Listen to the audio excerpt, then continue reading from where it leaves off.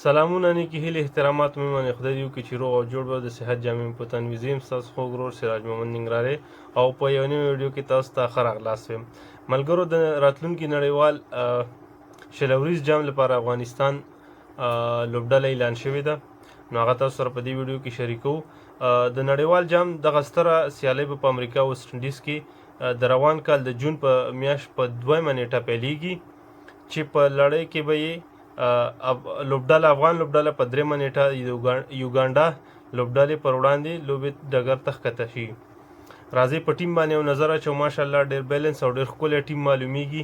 خدای دې وکړي چې د 50 اوریز ورلډ کپ کې څنګه بریاوې موږ ترلاسه کړې، خدای دې وکړي چې دا 60 اوریز ورلډ کپ کې هم موږ داسې بریاوې ترلاسه کړو لکه څنګه هم چې دا 50 اوریز اور کې بریاوې ترلاسه کړې. راځئ په ټیم باندې یو نظر اچو چې وکټ کیپر بیټسمن رحمان الله ګربز او ورسره ابراهیم زادران، نجیب الله زادران او بیا محمد اسحاق وکټ کیپر بیټسمن ینګسټر بیټسمن دی.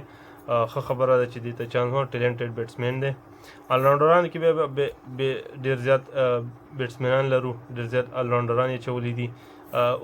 عظمت الله عمرزی، محمد نبی ساخیل، ګلبدین نائب، کریم جنت and کنگ خان راشد خان دا به کپټن وي، او ننګیال خروټی، مجیب الرحمن از بیک ان سکواډ، نور احمد، نوین الحق، فضل حق فاروقی او فرید احمد ملک. دا یو ښه اپشن دی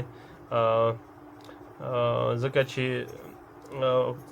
فضل حق فاروقی هم په چپ لاس بال ولي او فرید ملک هم ولي. نوین الحق سره به د دوه ښه دغه جوړیږي، که دواړو ته چانس میلاو شي نو فرید هم یو بهترین اپشن دی، لیفت آرم فاست بالر. او ریزرو کې چې کوم ځان سره وړي دي هغه سعید اتل دی، حضرت الله زازی دی، ویش که دا هم په دې سکواډ کې وی، او سلیم صافی.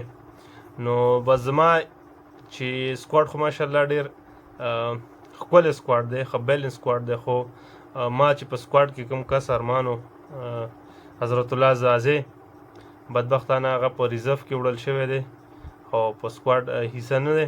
خو خدای دې وکړي چې زموږ همدغه ټیم په انټرنیشنل سطح د نړیوال جام کې چې ویسټ انډیز او امریکا کې په جون کې سټارټ کیږي بریاوې ترسره کړي او میچونه وګټي. خدای دې وکړي چې زموږ افغانستان ټیم چې څنګه په 50 اوریز نړیوال جام کې پرفارمنس ورکړ دغه شانتي په دې 60 اوریز نړیوال جام کې هم ورکړي. نو دغه د افغانستان ټیم به تاسو هم دعاګانې کوئ، موږ هم دعاګانې کوو. ملګرو، زموږ یوټیوب چینل در سره ضرور سبسکرایب کړئ. موږ ته پته ده چې زموږ ویډیوګانو کوالټي او چې کوم معلومات دي هغه شانتي نه دي لکه څنګه چې نور یوټیوبران درکوي، خو وخت سره به انشاءالله هر څه امپروف کوو او دا به ښه کېږي انشاءالله ستاسو په سپورټ. نو ما ته اجازت راکړئ تر بلې ویډیو پورې. السلام علیکم ورحمت الله وبرکاتو.